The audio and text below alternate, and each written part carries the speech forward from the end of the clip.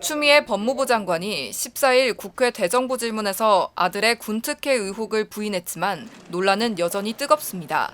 특히 보좌진이 아들의 휴가 연장을 요청했는지 확인했냐는 야당 측 질문에 대해 추 장관이 확인하고 싶지 않다고 말한 대목 등이 도마에 올랐습니다. 논란이 된 추 장관의 발언들 한번 살펴보시죠. 당시 보좌관한테 그때 아들 부대에 전화한 적이 있느냐라고 예결 이후에 확인해 본 적 없습니까? 그것을 확인하고 싶지가 않습니다. 수사에 개입을 할 수가 없기 때문에. 이 병가 연장을 위해서 국방부 민원실 또는 국방부에 연락한 사람이 장관님입니까? 남편분이십니까? 저는 연락한 사실이 없고요.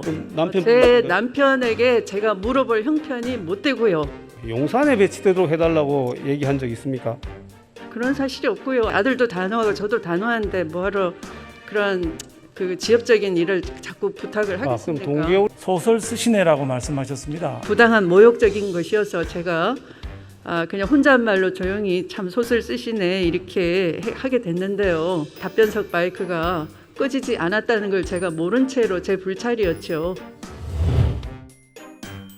당시 추미애 장관의 보좌관이 이렇게 전화를 한 사실은 맞습니까? 그런 사실이 있지 않고요. 보좌관이 뭐하러 그런 사적인 일에 지시를 받고 하겠습니까? 보좌관이 아들 부대에 전화한 사실이 있습니까?입니다. 답변. 그거는 제가 알지 못합니다.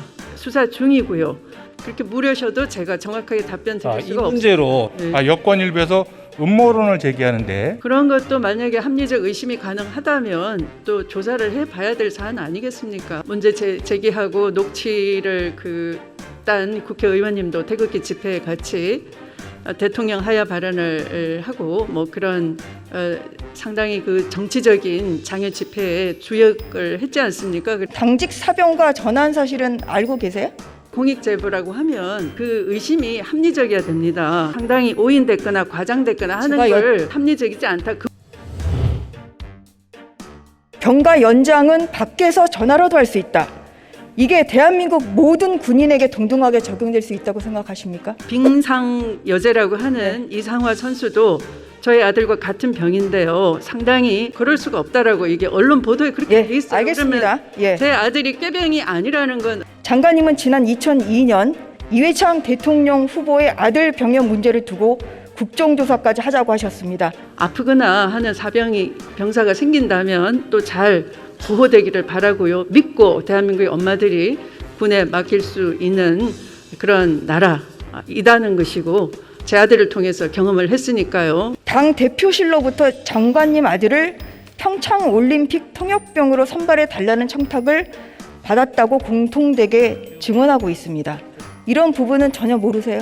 그 계엄령 경고 발언도 오히려 군에 맞선 어떻게 보면 군으로서는 상당히 명예감을 상처받았을 수 있는 그런 당대표, 당시 박근혜 전 대통령을 탄핵으로 이끌어낸 그런 당대표 입장에서 제가 무슨 군대에다가 제 아들 거기 가 있다고 청탁을 하기나 하겠습니까? 모든 것이 떳떳하다는 내용으로 이해됩니다. 맞습니까? 이번 정기국회도 코로나로 여러 가지 대안을 마련하고 해야 되는데 저와 관련된 문제로만 정치 공방을 벌리다가 끝내면 안 되겠다 하는 그런 마음도 드는 것이죠. 아이는 굉장히 사실은 많이 화가 나고 굉장히 슬퍼하고 눈물을 흘리고 있습니다. 엄마가 단지 국무위원이 됐다는 이유로 이렇게 만신창이 돼도 되는지에 대해서 저도 아이한테 굉장히 미안합니다. 90연세이신 저의 시어머님, 손자가 보고 싶어서 간신히 아픈 상황에서 가신 분입니다. 그런 분을 상대로 40분간 직접 청탁하지 말라 훈계를 했다는 자체가 반인륜적이고 있을 수 없는 상황입니다. 아마도 현역 입영을 안 해도 되지 않았나라는 그런 마음속에 제가 아픔은 계속 간직하고 있는 거죠. 탈영 황제 그렇게 굳이 얘기하셔야 되겠습니까? 너무 야비하지 않습니까? 추 장관은 자신이 아픈 아들에게 관심조차 못 줬던 엄마라며 울컥하기도 했습니다. 그러나 윤재호 국민의힘 의원은 확인된 정황만으로도 추 장관은 국민에게 해임된 것이라고 비판했습니다. 중앙일보 정희윤입니다.